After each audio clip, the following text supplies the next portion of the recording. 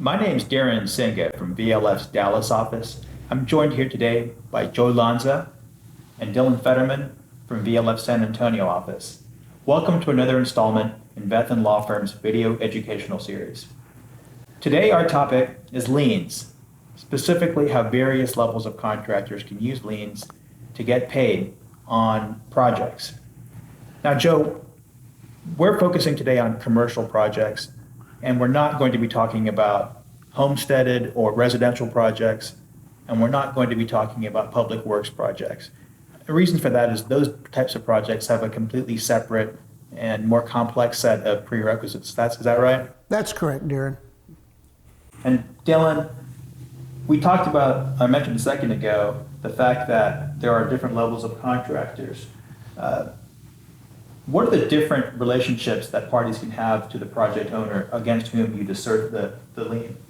So you generally would have a general contractor, and that's the person who would have a direct contract with the owner.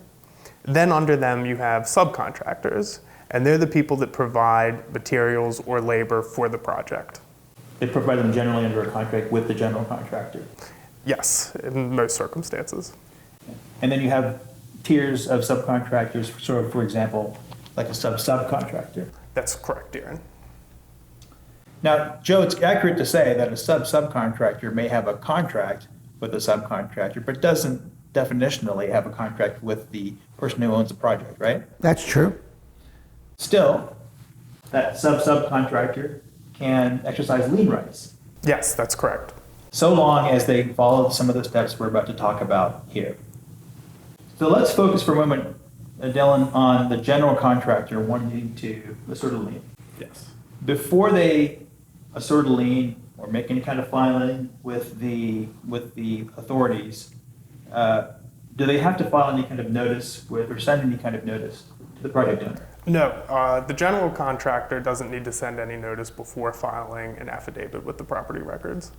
You said the first step they do is they file an affidavit of notice. How does it work? Yes, that's correct. So the general contractor would be required to file an affidavit in the property records in the county where the project is located. And what's the deadline for that? The deadline would be the 15th of the fourth month after the work was completed.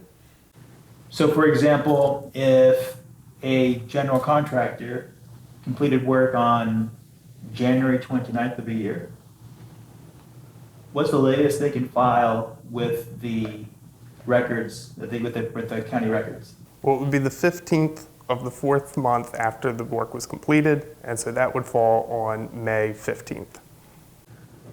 Okay, great. So that tells us how a general contractor can perfect his lien.